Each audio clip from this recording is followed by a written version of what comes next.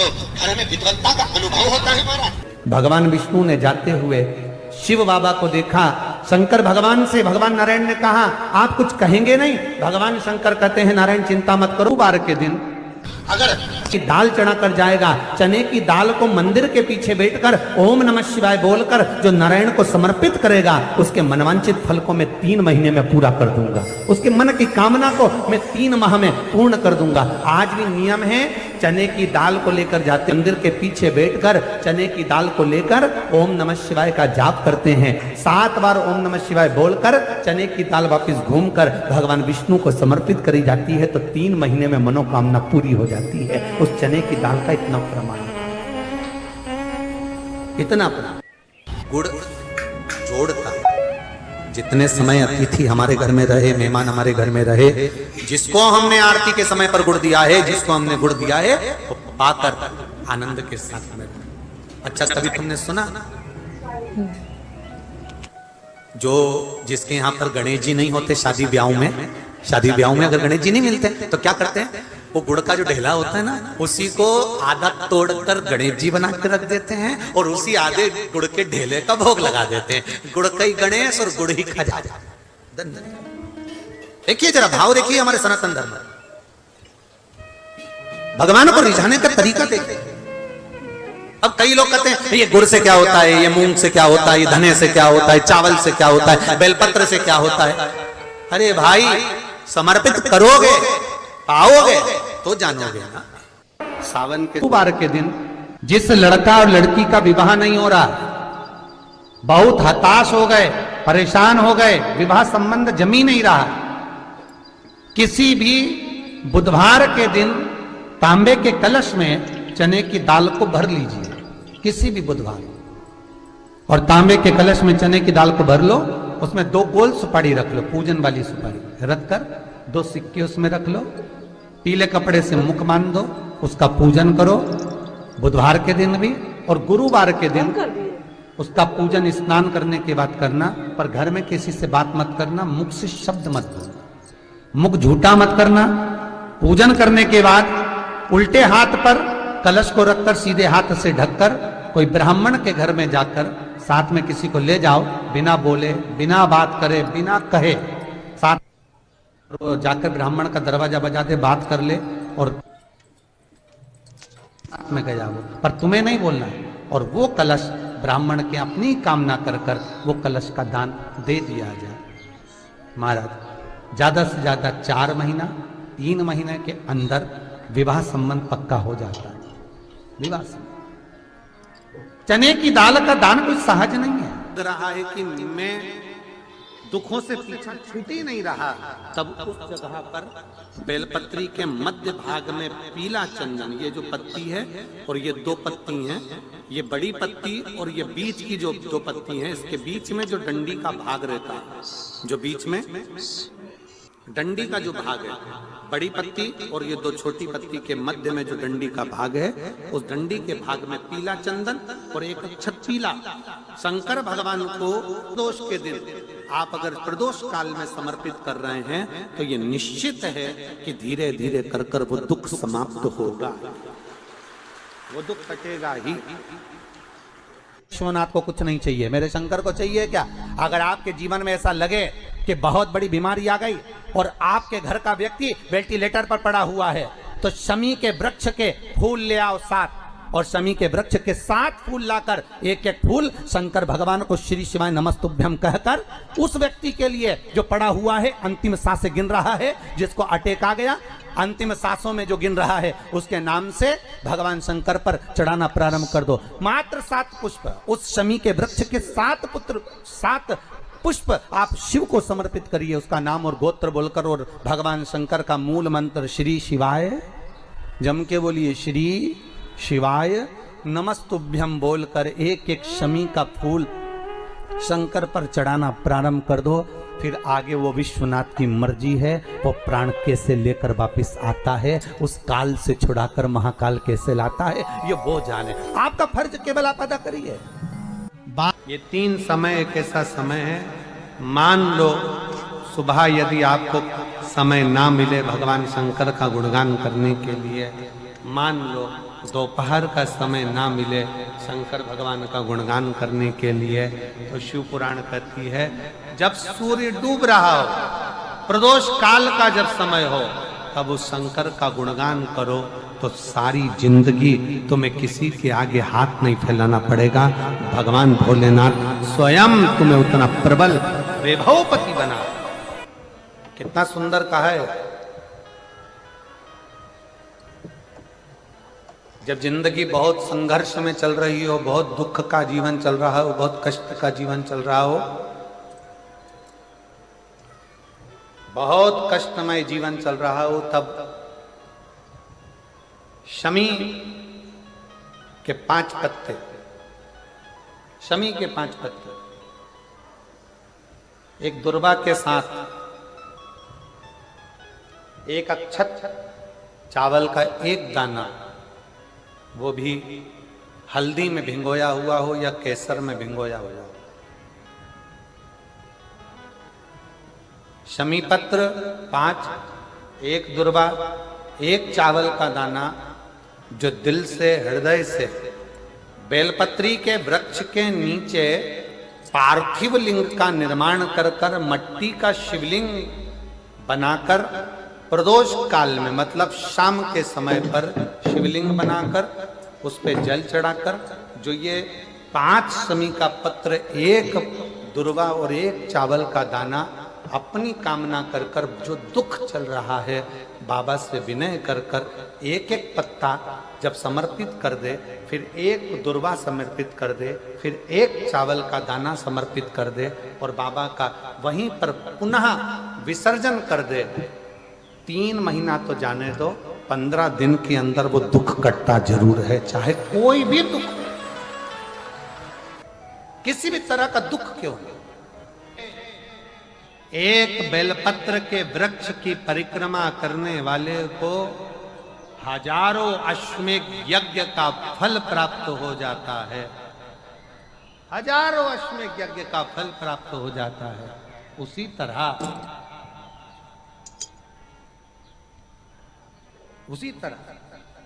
एक पार्थिव लिंग का निर्माण करने वाले को, मिट्टी का शिवलिंग का निर्माण कर कर पूजन करने वालों को 12 ज्योतिर्लिंग के शिवलिंग के दर्शन का पुण्य फल प्राप्त। जब श्री बद्रीनाथ भगवान विश्राम करते हैं, पट जब बंद होते हैं, तो मेरे नारायण के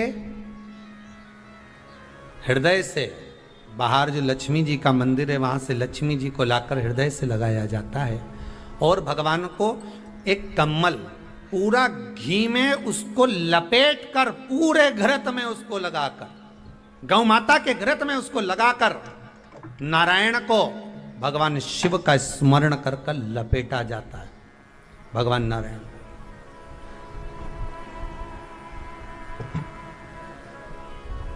बद्रीनाथ बाबा के मंदिर में दिया घी से भर दिया जाता है, ताले लगा दिए जाते हैं, सब नीचे आ जाते हैं। जब अक्षय तृतीया के समय पर पट खोलते हैं, बाबा का कम्मल घृत से जुड़ा हुआ वैसा कि वैसे ही घृत भरा हुआ,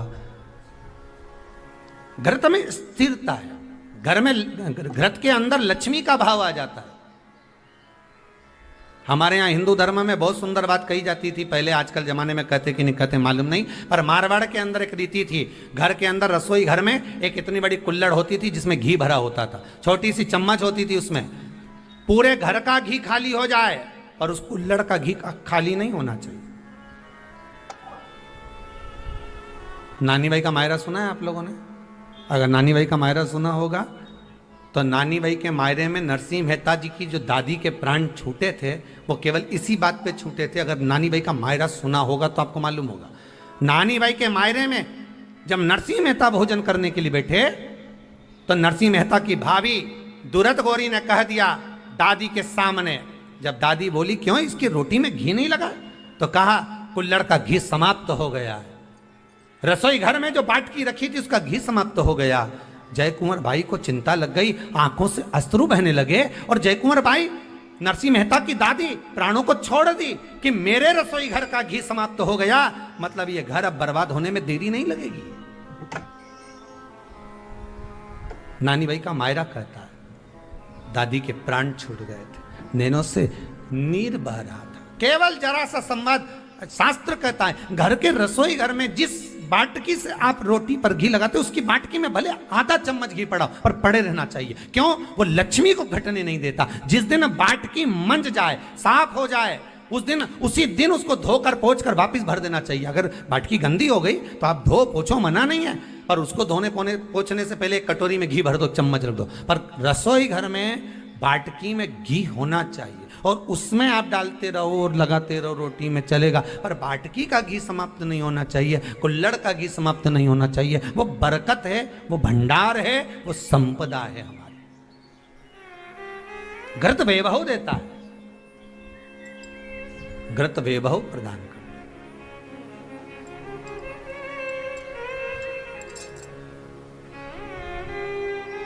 घृत वैभवता देता है। कितना सुंदर कहा है। शंकर भगवान के शिवलिंग पर घृत चढ़ाने के बाद आपने दही चढ़ाया शिव जी को, ठीक है, आपने दूध चढ़ाया, जल चढ़ाया, दही चढ़ाया, शहद चढ़ाया, शक्कर चढ़ाई, मिष्ठान चढ़ाया, जो भी आप शिव जी को चढ़ा रहे हो उसमें से केवल एक पदार्थ, एक वस्तु, घी शंकर के शिवलिंग पर चढ़ाने के बाद में उसी शिवलिंग का घृत, जहां शिवलिंग रखा हुआ है, शिवलिंग जहां रखा रहता है उस कटी पर उस घृत से हस्त फेर देना चाहिए अपनी मनोकामना कर कर।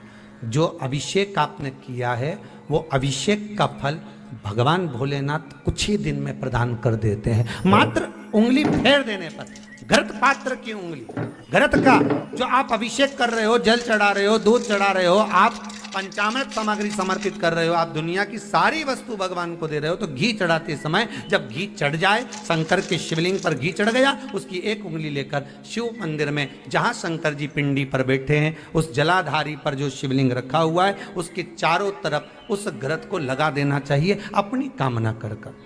महाराज शिव उसको स्वीकार करता है। क्यों?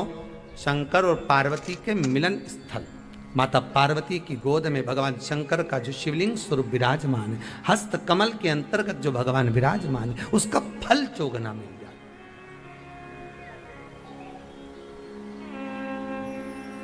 शक्तिपीठ नाम सुना है? अरे बोलो तो, जितने लोग कथा सुन रहे, शक्तिपीठ नाम सुना है? शक्तिपीठ का मतलब क्या होता है? जहां पर माता सती के अंग के टुकड़े होकर गिर पड़े वो शक्तिपीठ के रूप में निर्मित हो गए। तो जितनी भी शक्तिपीठ होती है उन शक्तिपीठ में आप लड्डू चढ़ाएं, पेड़ा चढ़ाएं, वस्त्र चढ़ाएं, आभूषण चढ़ाएं, सोना चढ़ाएं, चांदी चढ़ाएं, मुद्रा चढ़ाएं, आपकी मर्जी पड़े करोड़ों रुपए चढ़ाएं, मना नहीं है। पर शक्तिपीठ का दर्शन करने जब जाएं तो कम से कम थोड़ा साथ में गाय का घृत, असली घी साथ में लेकर अवश्य जाएं। क्यों? शक्तिपीठ पर भी घी समर्पित करने से मनोकामना पूर्ण हो जाती है। आप आएंगे शक्तिपीठ का दर्शन करके और मनोकामना पूर्ण होना है। मात्र शक्तिपीठ। आप चढ़ाएं वस्तु, ढेर चढ़ाएं, आप सोना चांदी अंबारियों में धन दौलत सब चढ़ाएं, पर साथ में आप चुनरी चढ़ा रहे हैं, साड़ी चढ़ा रहे हैं, घृत भी दीजिए, घृत भी प्रदान।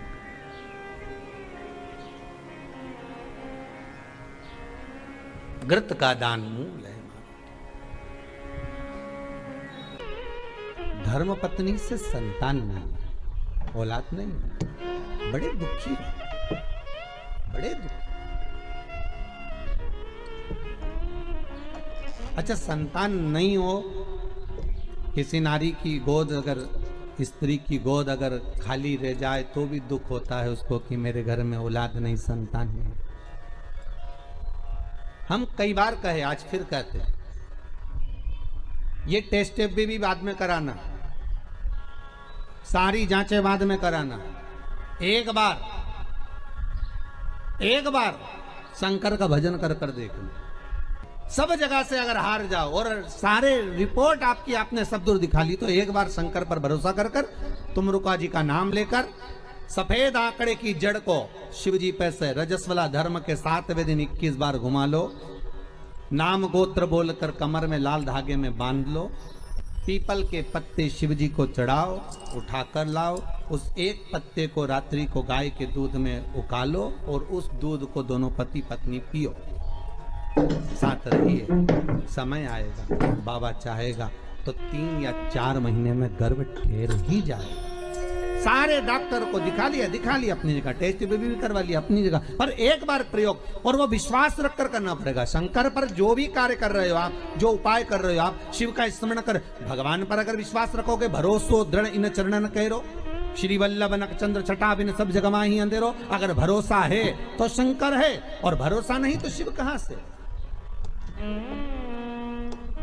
विश्वास लेकर अगर आए हो तो काम तो होगा। ये लोग काशी से आए हुए हैं, विश्वास लेकर ही तो आए होंगे कि हम जाएंगे शंकर की कथा में तो बाबा कृपा जरूर करेगा। कई लोग यहाँ पर बैठे हुए हैं जो विश्वास लेकर आए हुए हैं, दूर दूर से आए हुए हैं, केवल विश्वास लेकर कि भगवान कृपा करेगा किसी ना किसी रूप में, मुझे विश्वास है कि बाबा मेरी सुनेगा।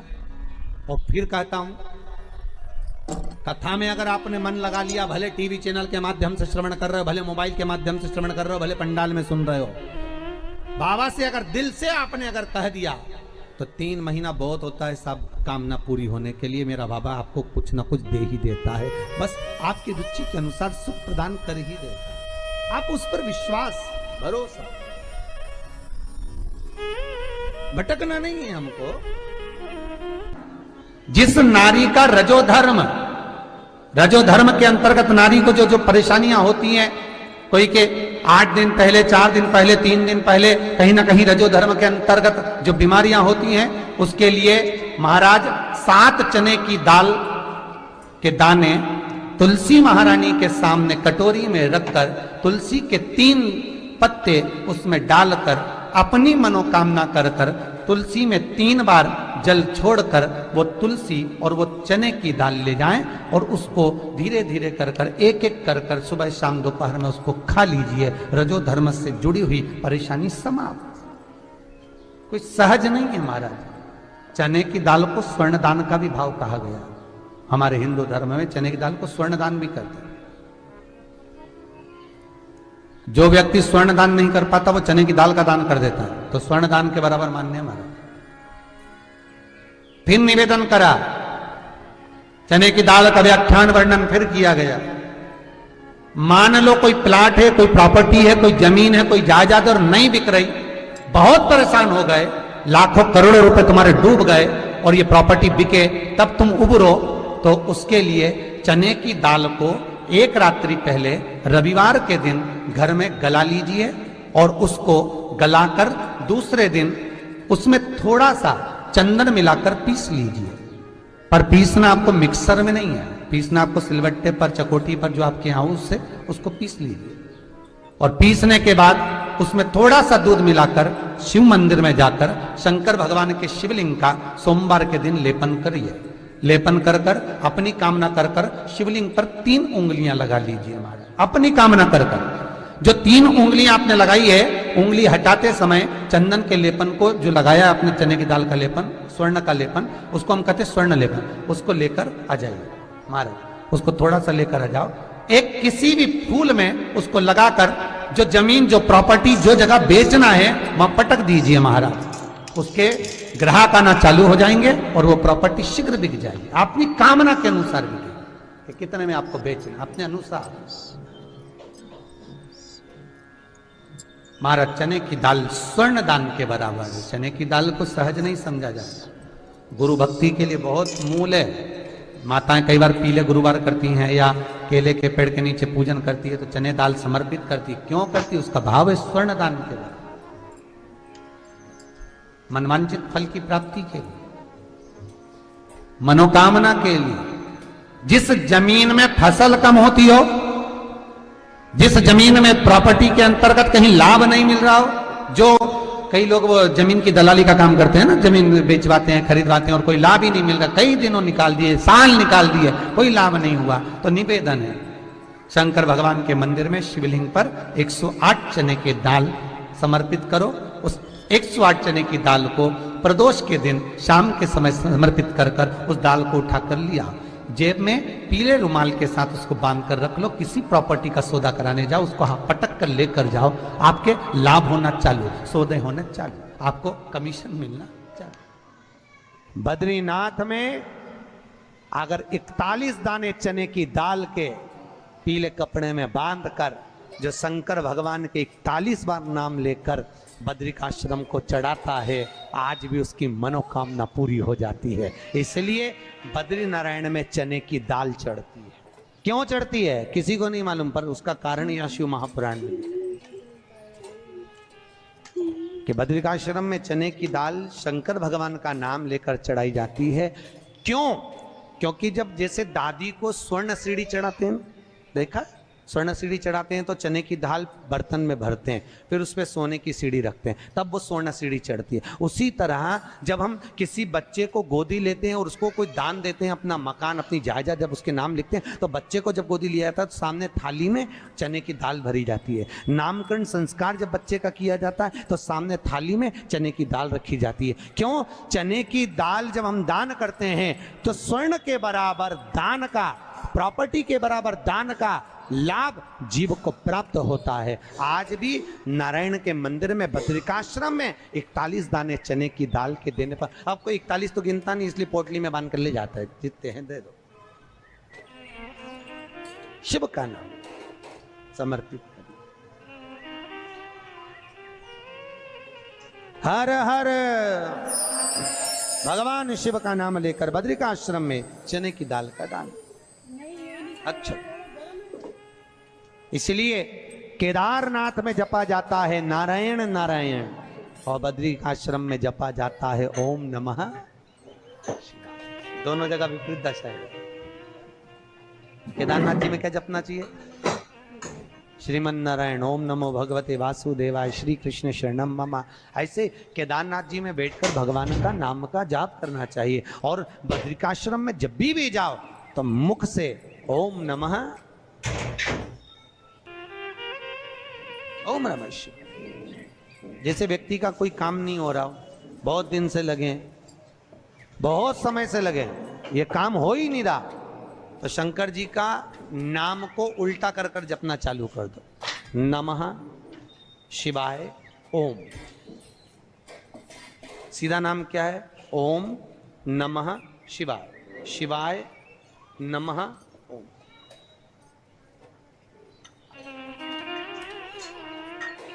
जब उल्टा नाम व्यक्ति जपना चालू कर देता है, जिस बच्चे के, बच्ची का, जिसका भी विवाह नहीं हो रहा हो, कोई काम नहीं हो रहा हो, कोई सीए की पढ़ाई कर रहा है और एग्जाम में निकल ही नहीं रहा, 3-3 4-4 बार बैठ गया, पास ही नहीं हो रहा, उस बच्चे को बोल दो बस सुबह उठते से ही शिवाय नमः ओम बोलना चालू कर दे, एक ही बार में सिया पास ले। क्या करते बा? जॉब नहीं लग रहा हो, जब उल्टा उल्टा जप ले। ये उसी में का हाल है। जैसे किसी व्यक्ति से अपने को पैसा लेना और दे नहीं रहा, क्या करना है? सूर्य नारायण भगवान को अर्घ दो। तो 21 दाने लाल मिर्ची के जो दाने होते हैं, देखें लाल मिर्ची के अंदर दाने होते हैं, उसके 21 दाने निकाल कर पानी में डाल दो और पानी में डालकर उसी जल से सूर्य को अर्घ दे दो। उस व्यक्ति का नाम लेकर जिससे पैसा लेना है, हाथ जोड़कर देने आता है, तुरंत 3 महीने के अंदर पैसा लौटा दो।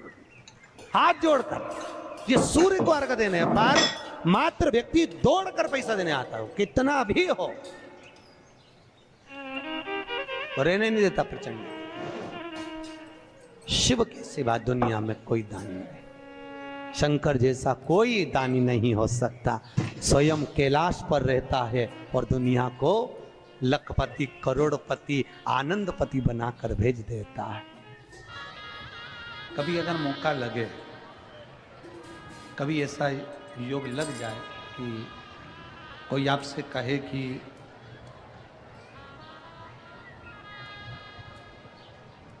आपके शरीर में बहुत भारी कोई रोग हो गया और बहुत बड़ा रोग है, बहुत रोग, और शरीर में बहुत बड़ा रोग हो गया हो और वो रोग समाप्त नहीं हो रहा, वो रोग समाप्ति की ओर जा ही नहीं रहा,